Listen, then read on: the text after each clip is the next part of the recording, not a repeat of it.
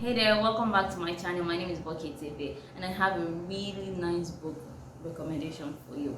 This book was recommended to me by one of my viewers, and thank you so much for recommending this book. He told me I was going to like it and he was absolutely right. I really appreciate your recommendation. The title of this book is Behold the Dreamers. I've been meaning to do that all day, all the time, because I love the title of this book so much because it really tells a story. The title alone tells a story. It's really laden with meaning. It's loaded with meaning. It's really heavy. And whenever I say "Behold the Dreamers," it just really said a lot of things to me in my head. So I love the title so much. This is the debut novel by Imbolo Mbue.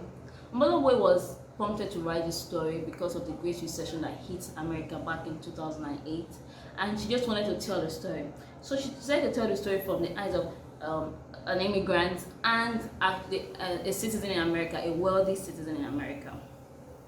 This story is really beautiful because it really touched a very heavy topic that never leaves the mouths of Africans, and that is the big American dream.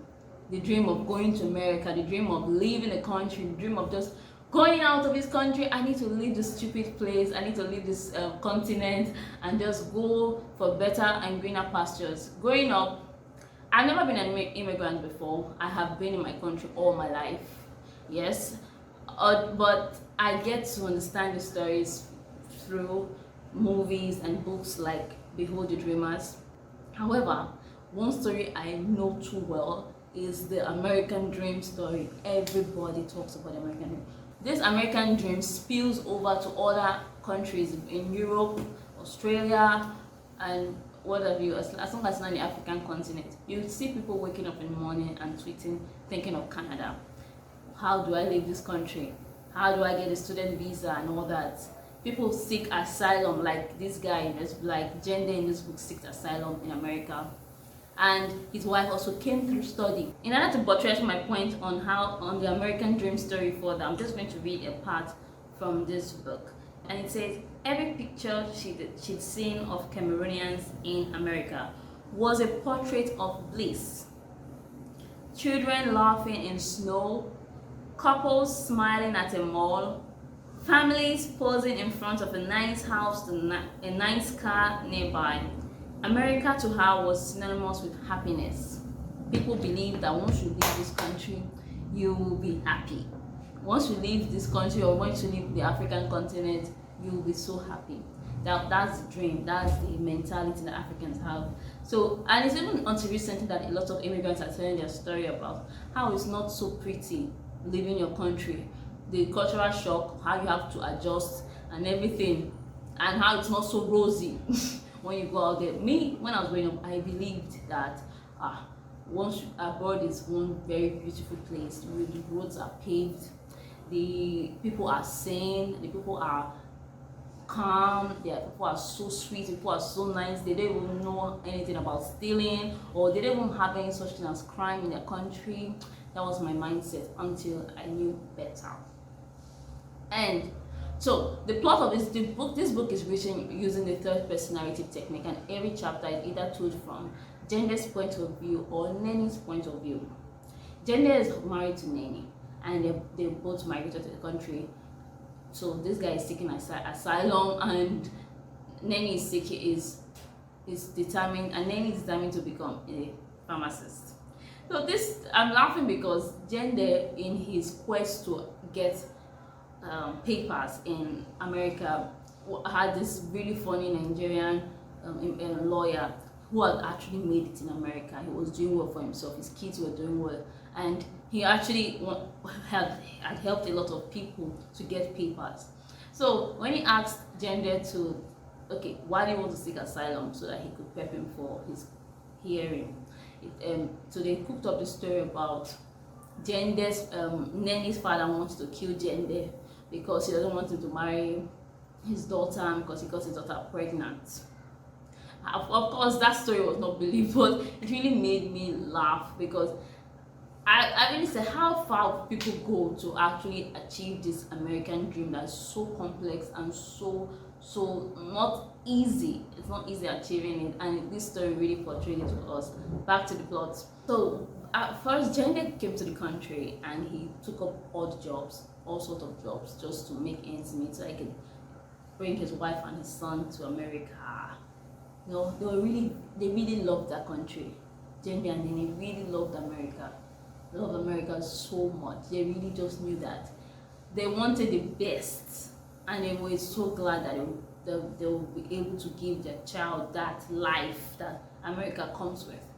So Jende luckily gets a job as a driver through the kind recommendation of his cousin Winston, because he's without any degree, and a black man without a degree in America, the chances of actually getting something good is really slim, which goes on to question the American dream again. How do you get it? So this is a tough one, a really tough one, that this is a black man and he doesn't have a degree, so how are you going to make it in America? So this job puts the Jende family, Jende and his family, side by side with the Edwards. The Edwards are rich, they live in the better part of New York City, and Jende on the other hand lives in Harlem. He's poor, and you see how he behaves with his boss, and you just really painted a picture of the culture, the class divide that happens in America, not just in America but around the world. Classism everywhere. So this story just really points out the bitter truth that comes with migration, that it's not so beautiful, it's not so rosy. There are days where you just want to cry your eyes out. There are times where you are going to be discriminated on. There are times where people will treat you badly. But how far are you willing to gain that American dream is the question in this book. How far? The story poses big questions and highlighted a lot of themes, from racism. You see how a particular group of people have to work extra hard in order to gain a tip of this dream everybody speaks of. You see how one scene I really loved so much was when Nene was talking to her son. The son's teacher called her that her son was not concentrating in class. So, and she did what most African mothers do. I can imagine, because even in Nigeria here, you see that you are expected to do well in school. So don't disappoint your parents. You know that kind of, Africans, they love their children to be at their A games all the time, because life is actually hard. It's really hard. So you need that degree to at least open a door. That door might not even open, but as long as you have that degree. So African parents are really tough on their children because of how life is not so easy not so fair. So this scene I love so much, and I'll just read it out to you to portray my point. He said, she was speaking to her son now. I have told you this, and I'll keep on telling you. School is everything for people like us. If we don't do well in school, we don't have any chance in this world. You know this, right? I was telling a little boy that. And it's really hard, because you have to tell them these things early enough so that they get to understand that they are actually struggling, so you don't have to struggle in future.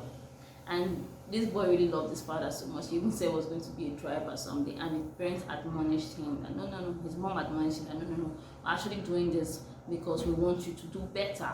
So there's always this need to do better. There's always this need to rise above everything and just be steps ahead, because it's really not fair most of the time. So there's a lot of cultural research. You can see a lot of determination in this book. There are a lot of things on determination and how far people will go to achieve their dreams. And when you start questioning how valid those dreams are, that's what the book's really wasn't there. So that's what the book's really talking about. And I particularly love this book because the author did well to bring a lot of things, bring a lot of topics that she just really unpacked them, and I was like, okay, yeah, hear about this. This is about sexism now. We're talking about racism now. Then she allowed us to pick a side, make a decision, make your own decision. I'm just telling this story of these immigrants now, but you have room to actually pick a side, make your own decision, and that's what's so That's another thing that's so beautiful about this book, besides the title. Yes. So Behold the Dreamers is such a nice read, such a brilliant book. I heard that Imbolo Mbue have another book coming up soon. I can't wait to read that as well, because she's really brilliant author, really nice author, really nice author. And I recommend this book to you if you're looking for a book that is really nice, pretty chill, it's pretty chill because you're just following the journey of the characters and just trying to understand where they're coming from, and just following them through a journey. You don't have to.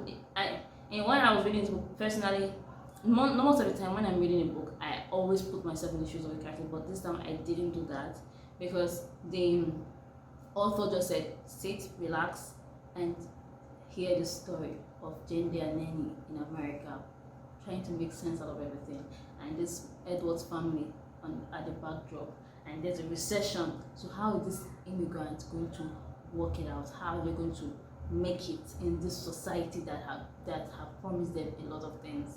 So I just sat back and I just followed them through this journey, and it was so beautiful.